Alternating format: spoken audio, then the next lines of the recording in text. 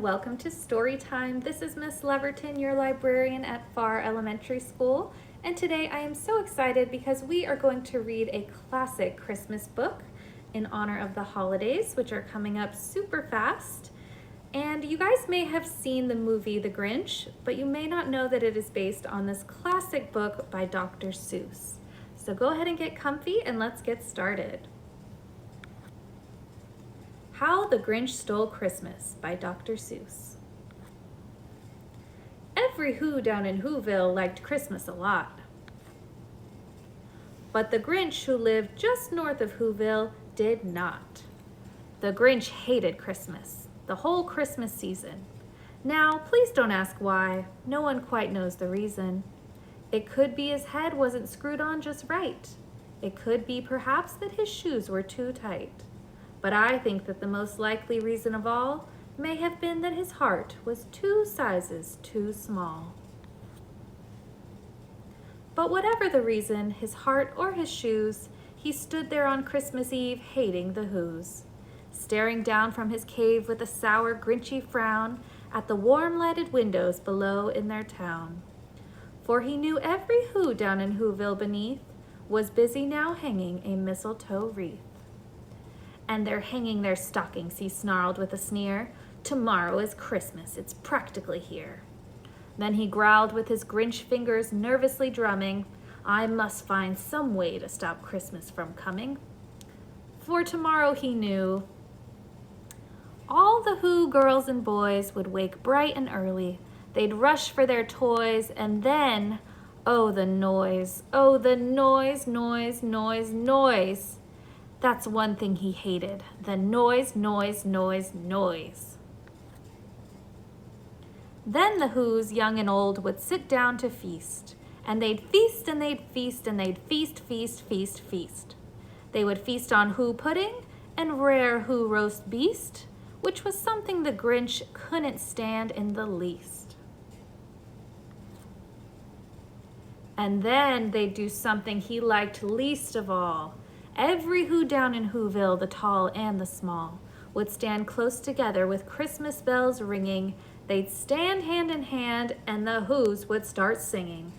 They'd sing and they'd sing and they'd sing, sing, sing, sing, sing. And the more the Grinch thought of this Who Christmas sing, the more the Grinch thought, I must stop this whole thing. Why, for 53 years I've put up with it now. I must stop the Christmas from coming. But how? Then he got an idea, an awful idea. The Grinch got a wonderful, awful idea. I know just what to do, the Grinch laughed in his throat, and he made a quick Santa Claus hat and a coat. And he chuckled and clucked, what a great Grinchy trick. With this coat and this hat, I look just like Saint Nick. All I need is a reindeer. The Grinch looked around. But since reindeer are scarce, there was none to be found. Did that stop the old Grinch? No, the Grinch simply said, if I can't find a reindeer, I'll make one instead. So he called his dog Max, then he took some red thread, and he tied a big horn on the top of his head. Then he loaded some bags and some old empty sacks on a ramshackle sleigh, and he hitched up old Max. Then the Grinch said, giddy up, and the sleigh started down toward the homes where the Whos lay a snooze in their town. All their windows were dark, quiet snow filled the air. All the Whos were all dreaming sweet dreams without a care. When he came to the first little house on the square, this is stop number 1, the old Grinchy Claus hissed, and he climbed to the roof, empty bags in his fist. Then he slid down the chimney, a rather tight pinch. But if Santa could do it, then so could the Grinch. He got stuck only once, for a moment or two, then he stuck his head out of the fireplace flue, where the little Who stockings all hung in a row. These stockings, he grinned, are the first things to go. Then he slithered and slunk with a smile most unpleasant around the whole room, and he took every present. pop guns and bicycles, roller skates, drums, checkerboards, tricycles, popcorn, and plums, and he stuffed them in bags. Then the Grinch very nimbly stuffed all the bags one by one up the chimney. Then he slunk to the icebox. He took the Who's feast. He took the Who pudding. He took the Who roast beast. He cleaned out that icebox as quick as a flash. Why, the Grinch even took their last can of Who hash. Then he stuffed all the food up the chimney with glee. And now, grinned the Grinch, I will stuff up the tree. And the Grinch grabbed the tree and he started to shove when he heard a small sound like the coo of a dove. He turned around fast and he saw a small Who, little Cindy Lou Who was not more than 2. The Grinch had been caught by this tiny Who daughter, who'd got out of bed for a cup of cold water. She stared at the Grinch and said, Santa Claus, why? Why are you taking our Christmas tree? Why? But you know that old Grinch was so smart and so slick. He thought up a lie, and he thought it up quick. Why, my sweet little tot, the fake Santa Claus lied. There's a light on this tree that won't light on one side. So I'm taking it home to my workshop, my dear. I'll fix it up there, then I'll bring it back here. And this fib fooled the child. Then he patted her head, and he got her a drink, and he sent her to bed. And when Cindy Lou Who went to bed with her cup, he went to the chimney and stuffed the tree up. Then the last thing he took was the log for their fire. Then he went up the chimney himself, the old liar. On their walls he left nothing but hooks and some wire. And the one speck of food that he left in the house was a crumb that was even too small for a mouse. Then he did the same thing to the other Who's houses, leaving crumbs much too small for the other Who's mouses. It was 15:15 dawn, all the Who's still in bed, all the Who's still a snooze, when he packed up his sled.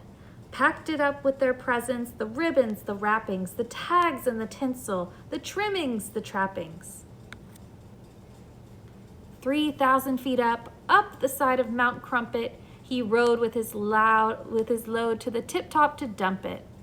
Pooh-pooh to the Who's, he was Grinchishly humming. They're finding out now that no Christmas is coming. They're just waking up, I know just what they'll do. Their mouths will hang open a minute or two. Then the Who's down in Whoville will all cry, boo-hoo. That's a noise, grinned the Grinch, that I simply must hear. So he paused and the Grinch put his hand to his ear, and he did hear a sound rising over the snow. It started in low, then it started to grow. But the sound wasn't sad. Why, this sound sounded merry. It couldn't be so, but it was merry very. He stared down at Whoville, the Grinch popped his eyes, then he shook. What he saw was a shocking surprise. Every Who down in Whoville, the tall and the small, was singing without any presents at all. He hadn't stopped Christmas from coming, it came. Somehow or other, it came just the same. And the Grinch, with his Grinch feet ice cold in the snow, stood puzzling and puzzling. How could this be so? It came without ribbons, it came without tags, it came without packages, boxes, or bags. And he puzzled 3 hours till his puzzler was sore. Then the Grinch thought of something he hadn't before. Maybe Christmas, he thought, doesn't come from a store. Maybe Christmas, perhaps, means a little bit more.